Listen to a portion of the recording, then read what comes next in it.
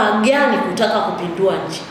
Kama ni kauli ya kama ni kauli ya tutakichafua au tunaenda kukinukisha, hiyo ni kauli ambayo inaweza ikazungumzwa popote.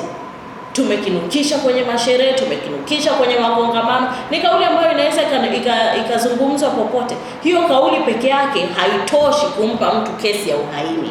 Na kama hiyo kauli inatosha kumpa mtu kesi ya uhaini, basi kama nchi inabidi tujitafakari sana, kwa sababu ipo siku watu watataka kupindua kweli, watafanya uhaini, na tutashindwa kujustify uhaini huu wa kusema kwamba tunaenda kukinukisha na uhaini huo wa kutaka kukinukisha kupindua nchi kweli sasa, ambao ndio uhaini ambao unatakiwa kushtakiwa mahakamani. Baadhi yenu na hata viongozi wa Chadema kwa ujumla mmekuwa mkistaka jumuiya za kimataifa kuchukua hatua dhidi ya kila ambacho kinaendelea nchini Tanzania, hasa kwanza kwenye kesi ya Tundu Lissu. Tumekuwa pia tukisikia matamko kadhaa na nyie pia mmekuwa mkiyaunga mkono. Nataka kufahamu pia, serikali imekuwa ikizungumza wazi kwamba Tanzania ni nchi huru na mahakama ni huru na hazingirwi. Kwa nini mnaamini kwamba mashinikizo ya kimataifa yanaweza kuleta majawabu dhidi ya yale matukio ya kisiasa yanayoendelea ndani ya nchi? Sasa ukizungumzia uhuru wa Tanzania na kwamba kweli ni nchi ambayo ilipata uhuru wake, kwa Kiingereza tunasema it's a sovereignty. Yes, ni kweli Tanzania ilipata uhuru wake, lakini hii Tanzania iliingia kwenye mfumo wa Jumuiya ya Madola, Commonwealth institution. Ukiwa ni kama unaingia kwenye ndoa. Mimi Brenda leo sijaolewa, lakini ninapoolewa naingia makubaliano na huyo ambaye ninamuita sasa mume wangu, kwamba leo naweza nikatoka saa 12 nikarudi nyumbani kama ninavyotaka. Lakini kesho nikiwa kwenye nyumba ya mume wangu siwezi kurudi saa 5 za usiku kama ambavyo naweza kurudi sasa, kwa sababu tayari nipo kwenye ndoa. Kwa hiyo tayari Tanzania ni moja ya nchi ambayo ipo ndani ya Commonwealth. Commonwealth ina mikataba na mambo yake ya kuhusiana na haki za binadamu na namna ambavyo wananchi wa nchi yako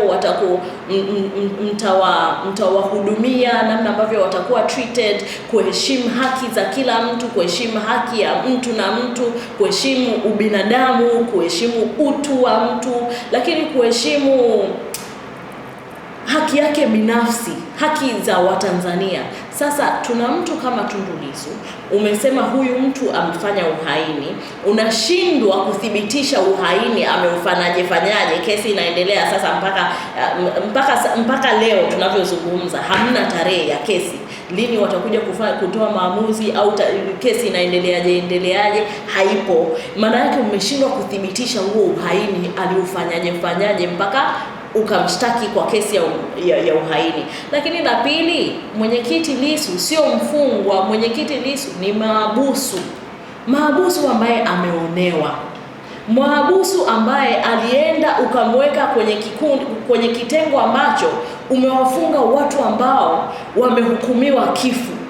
Wewe imagine ni uonevu kiasi gani umetumika kumweka mtu ambaye ni mahabusu kwenye section ambayo umewahukumu watu ambao wamehukumiwa kifo. Ni uonevu kiasi gani? Na ndio maana tunasema tunataka jumuiya za madola zije zishiriki. Tunataka hawa watu wote ambao wanajihusisha na mambo ya haki za binadamu waone huu uonevu wa Tanzania ni sawa, na kama Tanzania imepata uhuru wake, basi wajitoe kwenye Commonwealth. Wajitoe bila kutolewa, kwa sababu zikipita hizo siku 30, zikapita hizo siku 60, watachukuliwa hatua kwa mauaji ambayo walifanya tarehe 29 Oktoba, lakini pia kwa kumweka mtu huru gerezani kwa sababu tu ya kumuonea, yani bila sababu yoyote ya msingi. Kwanza unamuonea, lakini pili ni kwa sababu ulikuwa unaogopa akiingia kwenye uchaguzi, basi hao waliojitangaza kuwa marais wa nchi hii wasingeweza kupenya hata kidogo, kwa sababu watu wanamjua kiongozi wao na watu wanawajua watu ambao kweli wana uchungu wa nchi. Leo unaona Chadema imekataa kuingia kwenye uchaguzi ikiamini kwamba huu uchaguzi hautakuwa haki wala huru, lakini ikiamini kuwa Watanzania wanahitaji katiba mpya, katiba ambayo itawaletea viongozi ambao wanawataka wao na sio viongozi wa kupewa na sisi. Na ndio maana Chadema haikuingia kwenye uchaguzi. Sasa hao watu unawarudishaje kuambia sasa hii nchi ina uhuru wake, viongozi waliopatikana walipatikana kwa mfumo huru, hawa viongozi walipatikana kwa kuchaguliwa na Watanzania na Watanzania hawakupiga kura. Yani ilivyofika saa 4:30 saa 5 asubuhi vituo vya kupigia kura vilikuwa vimefungwa. Hao Watanzania walipiga kura saa ngapi? Ni wangapi waliopiga kura? How many percent? Watuoneshe. Sisi tumeshawaonesha kikawaida, mnapoenda kwenye mchakato wa kupiga kura, alafu kukawa kuna evidence ya watu ambao wameiba mchakato au wameiba kura, basi huo uchaguzi ulipaswa kufutwa. Na ndio maana bado sisi kilio chetu ni kwamba uchaguzi unapaswa kufutwa, Watanzania wachague viongozi wanaowataka wao. Utanisamehe kidogo na mafua. Okay, sawa. Tukigusia sasa matokeo ya Oktoba 29, matamko kadhaa mmeshatoa na pia mmekuwa mkisisitiza jumuiya za kimataifa kuja kutoa nchini Tanzania.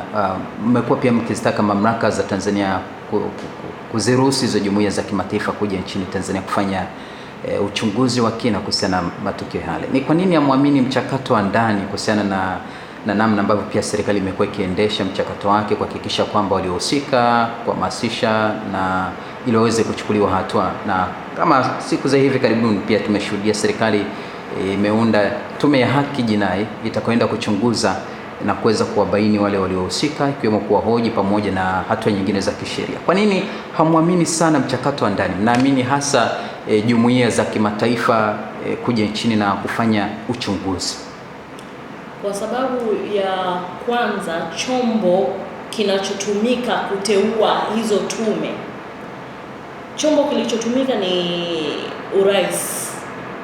Sasa rais kama yeye ndo anateua tume ya uchunguzi, yeye ndo anateua tume ya kuchunguza ya haki jinai, huwa hivi wewe unaamini kwamba hawa watu ambao wanaweza wakaenda wakamu-implicate rais huyu rais haramu ambaye amewapa kazi, wakaenda wakamchunguza yeye, alafu wakaenda wakamwambia sasa rais, Mheshimiwa Rais, wewe ndo tatizo, Watanzania hawakutaki wewe.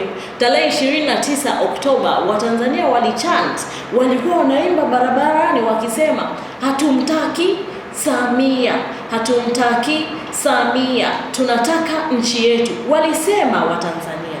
Unaenda kuchunguza nini wakati video zipo, wananchi wakiwa wanasema kile ambacho wanataka? Walikuwa wanataka katiba mpya, wanataka reforms, hawamtaki Samia, wanataka Samia apumzike. Kwa hiyo chanzo cha matatizo yote ni Samia kuendelea kung'ang'ania madaraka ya nchi hii. Hilo ndio chanzo namba moja. Lakini la pili, Watanzania hawawezi kukubaliana na hiyo hali ya kwamba wewe ambao unateua hizi tume ndio wewe tena, hizi tume zinakuja zinakupa wewe ripoti. Hiyo ripoti sasa inakuwa ni ya kwako wewe kama taasisi, alafu hizi ripoti haziwekwi public kwa wananchi. Lakini ukiangalia mchakato mzima mpaka unafika kwenye ripoti, hawa watu wanalipwa pesa za walipa kodi. Hawa watu wanalipwa pesa za Watanzania. Kwa hiyo Watanzania wana haki ya kupata ripoti.